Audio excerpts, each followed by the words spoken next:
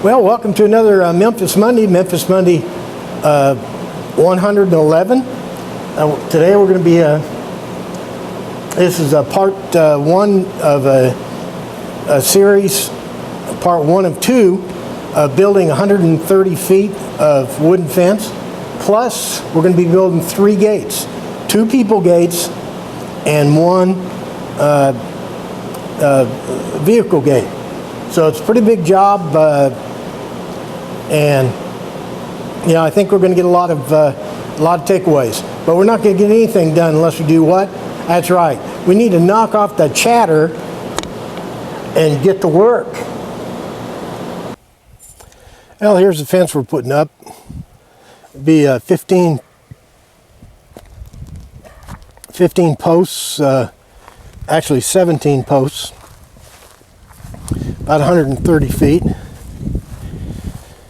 Keaton is positioning the post there. We have some real easy digs. That line right there on the ground, that's how we lined up the posts.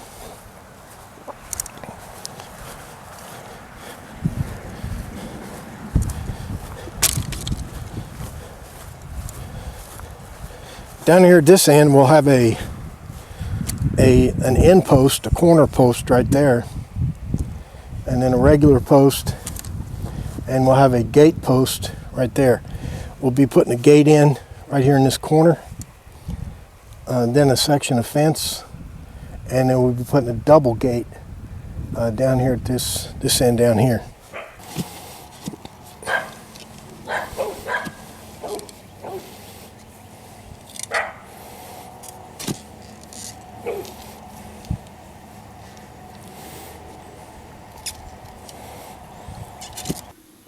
Okay, what Keaton's doing here is making a jig to hold the stringers up while we nail them.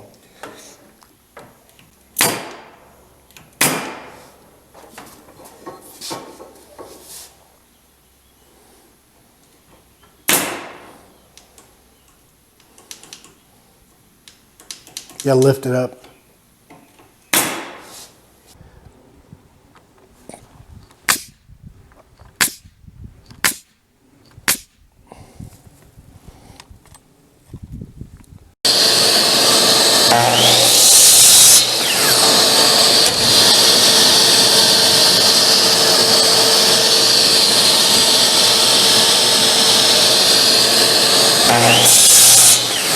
Let me go ahead and finish these stringers here, and I'll show you the whole scam.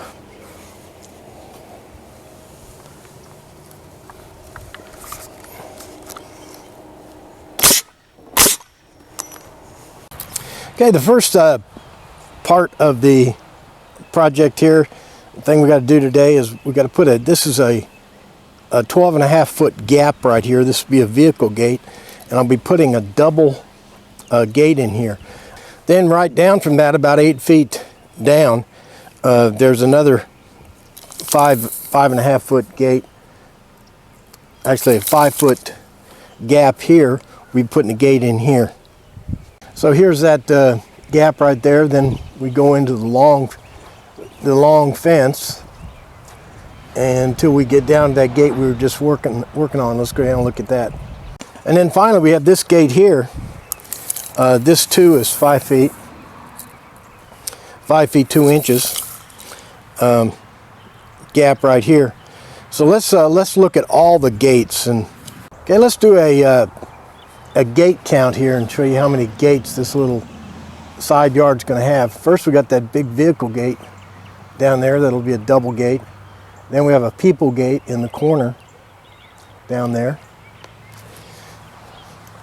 Then we have this gate that's on the east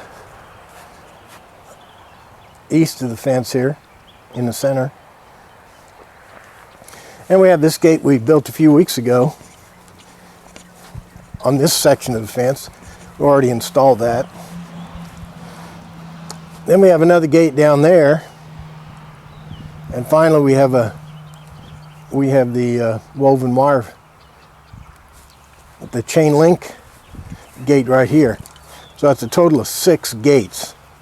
Okay, let's knock off the chit chat and get to building some gates.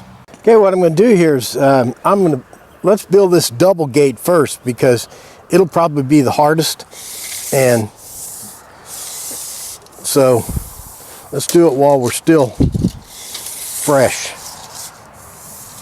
What I'm going to do is I'm going to take some precise measurements. I'll take some precise measurements here, and then we'll go in the shop and try to dream up a plan. 12 feet, 1.5 inches to span. So the 2 gates will be 5 feet, 11 3/4. That'll allow for a 1/2 inch gap at this hinge point, a 1/2 inch gap in the center. So this will be the arrangement. I'll nail through here, and I'll have this angle brace at 32 degrees. This piece right here is 57 inches, and that would make an angle brace from corner to corner exceed 45 degrees, and in the fence making business, that's known as bad. So let's go ahead and rough this thing out and see if it is going to work.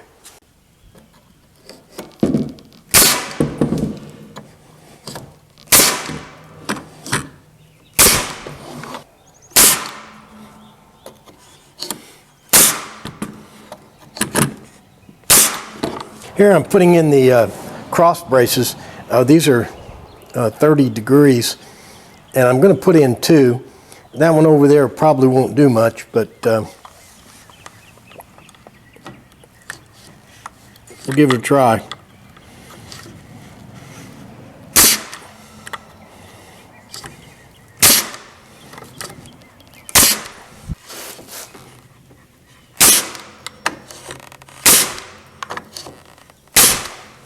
Well, there it is. Kind of stuck it in place with clamps. Tell you what I'm going to do. I'm going to go ahead and put the hinges in this thing, see if it swings. And I've never made a gate this big, so I want to test this theory first.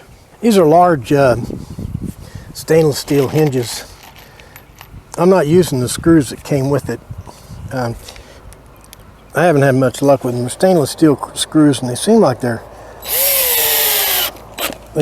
too soft, and they're not long enough. So I'm using coated deck screws. Tell you what, let me go ahead and put these hinges on, and we'll see if this gate works. Okay, let's take the clamps off and see if this thing opens. And it'll be considerably stiffer when I put the stringers across here. So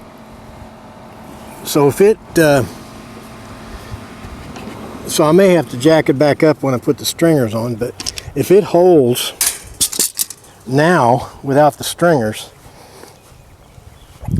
then that'll be a good thing. See if it'll.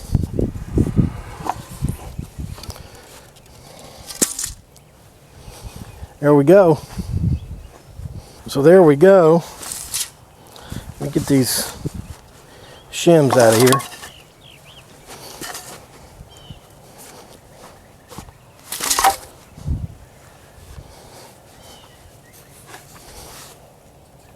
There's our gate. Okay, so our theory works. Let's go ahead and build the other one. This is treated deck wood. It's heavy and it's wet.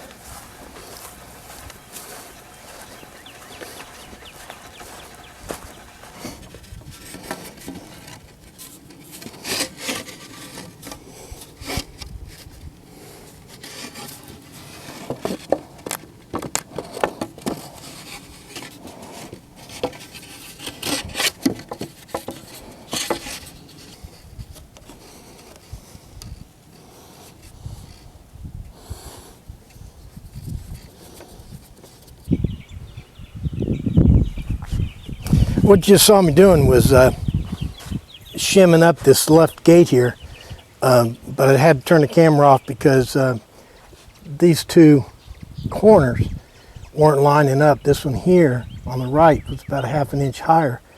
I think it's because the post on the other end is, is not at the same height, so it caused a little difference there. So I had to re-shim the left gate here. Okay, let's put these hinges on. There are the little shims I had to put in. So you see the top board there, that's a little piece of plywood. I had to make up the difference. Same procedure on these hinges, just running these deck screws in there.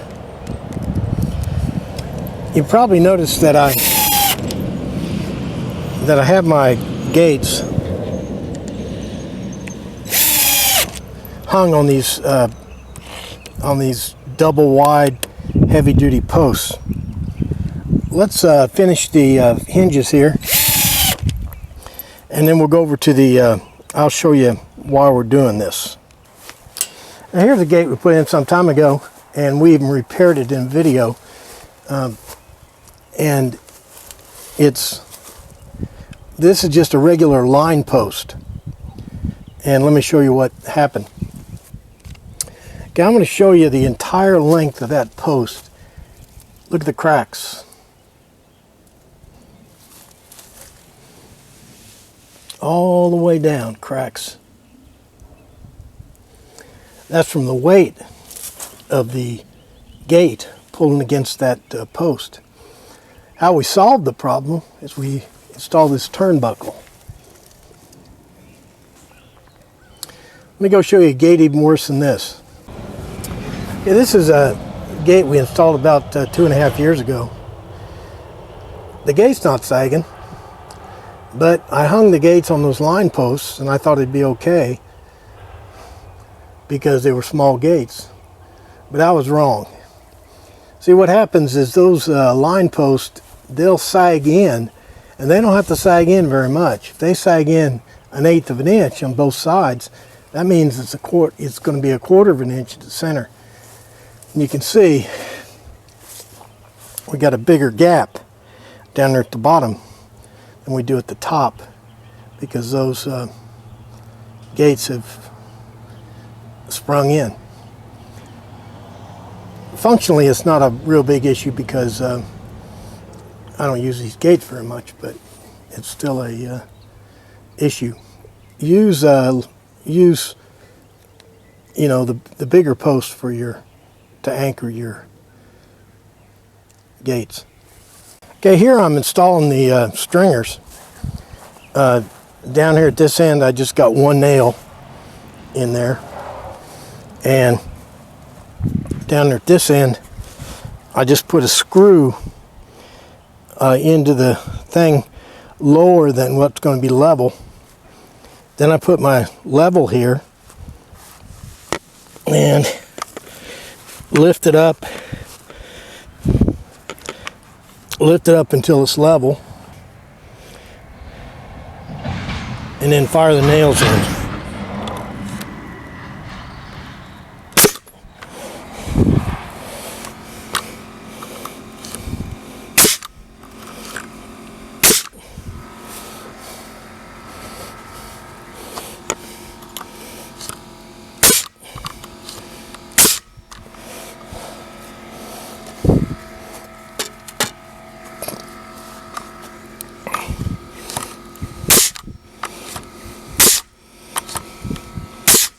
Well, we got our big gate framed in. Pretty satisfied with it. Came out level. It's going to work pretty good. So for episode 1, I think we did pretty good. We built our biggest gate. We got all our gate posts in. We got 1, 2, 3, 4 gate posts. We put in about 20 other posts. Line posts, and we got our stringers all up.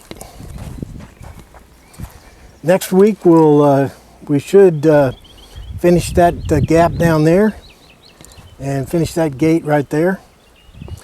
And then we'll get the install those pickets, and then we'll be done. This always takes more pickets than you think. There's 50 of them in this in the back of the truck. Then let me show you what I got on the trailer. And I got this trailer load here. There's 240 pickets. I think it'll take just over 300. Actually about 350, so I'm a little bit light right now, but this will definitely get us going. Well, that'll just about do it for another Memphis Monday. Memphis Monday 111, building 130 feet of wooden fence with 3 gates. Big project. Don't want to leave anything out, so we're going to make it two episodes, but I think we got a lot of takeaways and had a lot of fun. So make sure you like and favorite and Facebook and share and all that stuff. Sharing on Facebook's really good because, and then that get a trickle down effect. So if you think of it. Okay, so that's about all I can think of. Nope, I just thought of something. Make sure you're back here next week for another exciting Memphis Monday. Thanks for playing along.